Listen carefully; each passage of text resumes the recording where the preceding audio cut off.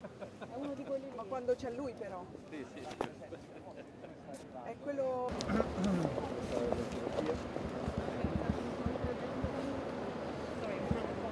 All I can say to you is that all donations that are taken by the Conservative Party, of course, checked and dealt with in the appropriate manner. My role, of course, is to get the world to come together on climate, and in less than a month from now we will be meeting in Glasgow to do precisely that. Thank you.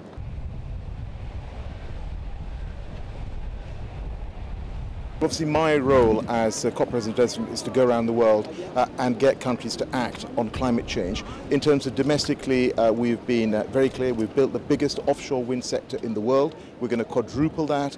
The use of coal in our energy mix has gone from 40% in 2012 to less than 2% now. And in 2024, we will be using no more coal in our electricity mix.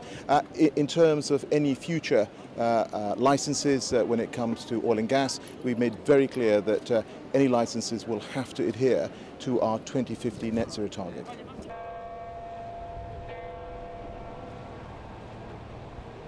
Well, I was in China a few weeks ago and I had very constructive and candid discussions and there were three issues that I raised. One was obviously in terms of coal, both domestic and international. The second was around the fact that President Xi Jinping has made commitments to ensure that carbon peaking takes place before 2030, that carbon neutrality is before 2060, and thirdly, I raised the issue of their 2030 emission reductions targets. We've had some answers. So at the UN General Assembly, we heard from President Xi Jinping that China will no longer finance international coal projects. We look forward to seeing more details of their policy on peaking and in terms of carbon neutrality. China, along with every other G20 nation, has signed up to come forward with a more ambitious and enhanced NDC, those 2030 emission reduction targets, before COP26. So the ball is in the court of all of those G20 countries that have not yet come forward.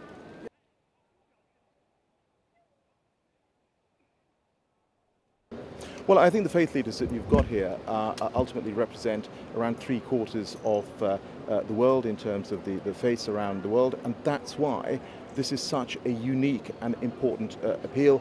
It speaks to the urgency of the action that we need to take, and we have less than a month to go to COP26.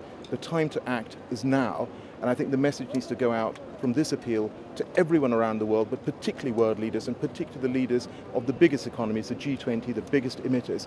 They have to act now. They have to come forward with commitments and action that delivers for the world.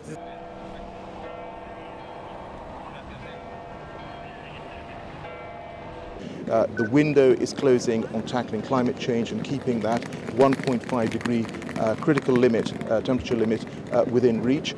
But the door is still open. We still have time to act, and it made very clear that it is humanity that is responsible for causing the global warming we're seeing around the world.